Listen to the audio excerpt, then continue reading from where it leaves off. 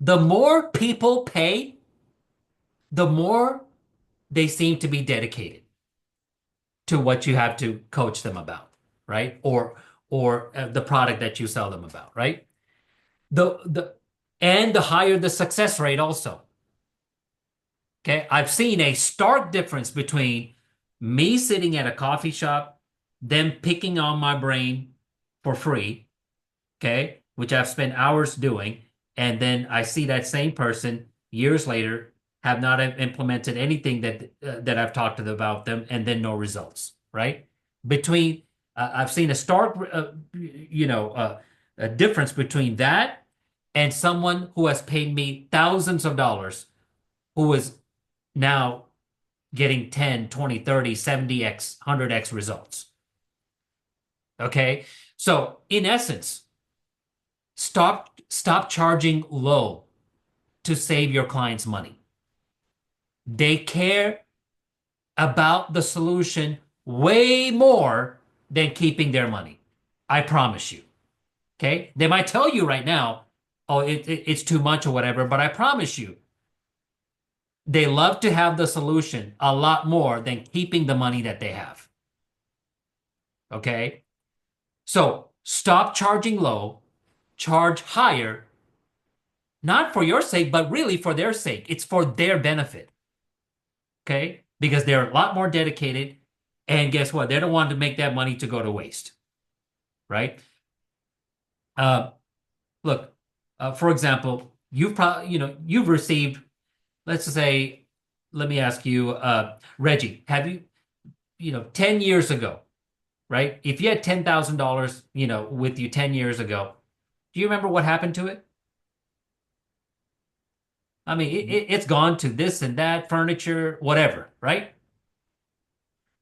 But if, let's just say you sold a $10,000 solution to your client.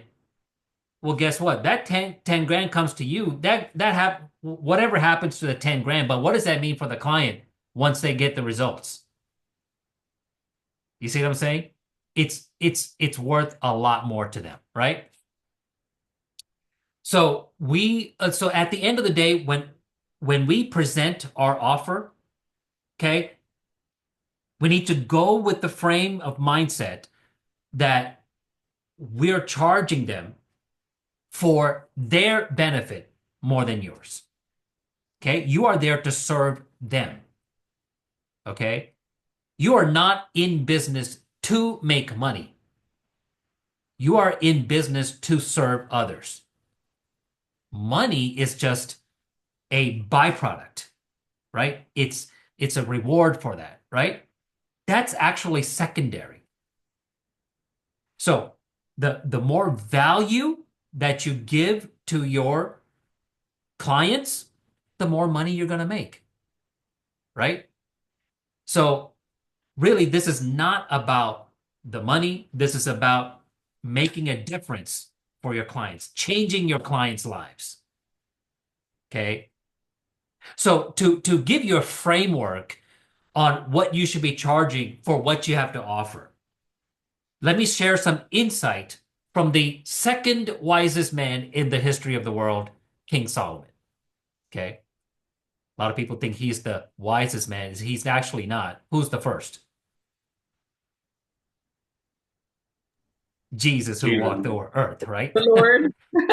Right? Yeah, he was the word, right? He is the word. So King Solomon was monetarily the wealthiest man who ever lived, right? So wealthy that even Jesus talked about the splendor of Solomon's robe 2,000 years later in the book of Matthew, right? That's how wealthy King Solomon is. In today's economy, King Solomon's worth was $2.1 trillion dollars. Okay, Elon has nothing on King Solomon. Okay, so now how did he make money? He made money in various different ways. He had multiple streams of income. But one of the primary ways that he made money was that he actually had his own coaching and training business. Did you know that? He had his own coaching business.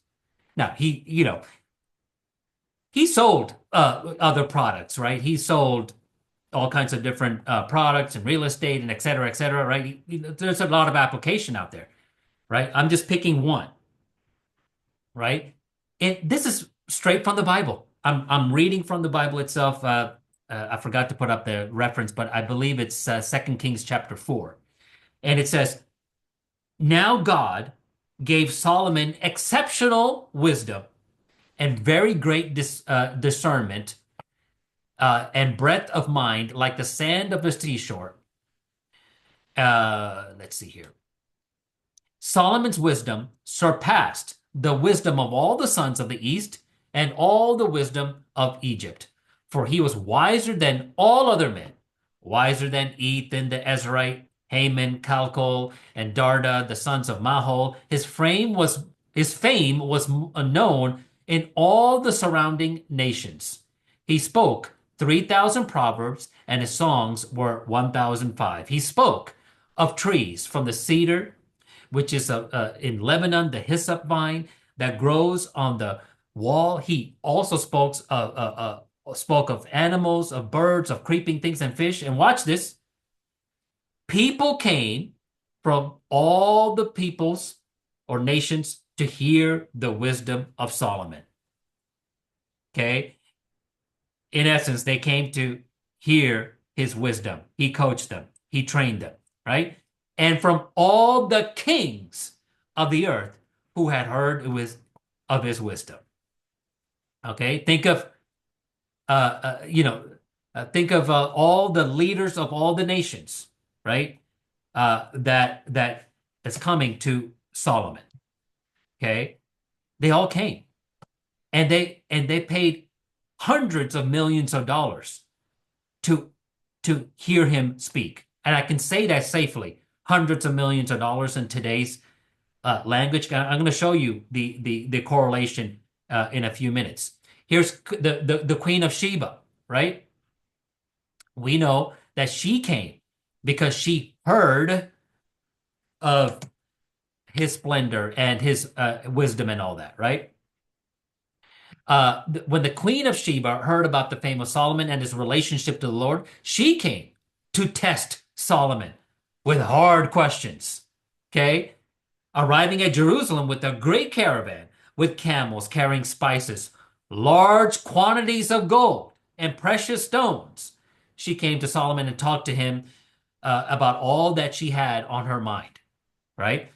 Solomon answered all her questions. Nothing was too hard for the king to explain to her. When the Queen of Sheba saw all the wisdom of Solomon, and the palace he had built, the food on his table, the seating of his officials, the attending servants in their robes, his cupbearers, and the burnt offerings he made at the temple of the Lord, she was overwhelmed. In other words, she was highly impressed with Solomon's branding of his kingdom business, right?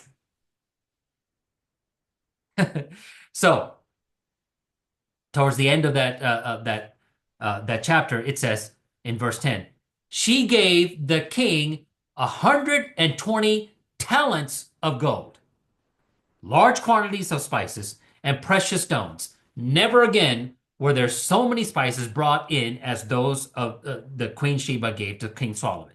All right. So let's get an idea of how much money she actually brought to King Solomon. So she brought 120 talents of gold. Okay. We know, or you can research that 120 talents of gold, one talent equals 1,920 ounces of gold. Do you know how much an ounce of gold is worth today? I'm looking at it today, market summary. Right now, it is at $2,939 an ounce. Okay, let's just use 2,900 as just for ease. Okay. Let's see here. So you take that amount, I'll put it in the messaging here, times 1,920 ounces times 2,900. That's $672,768 in today's money.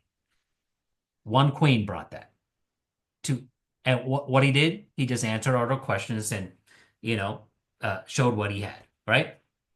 That's one person.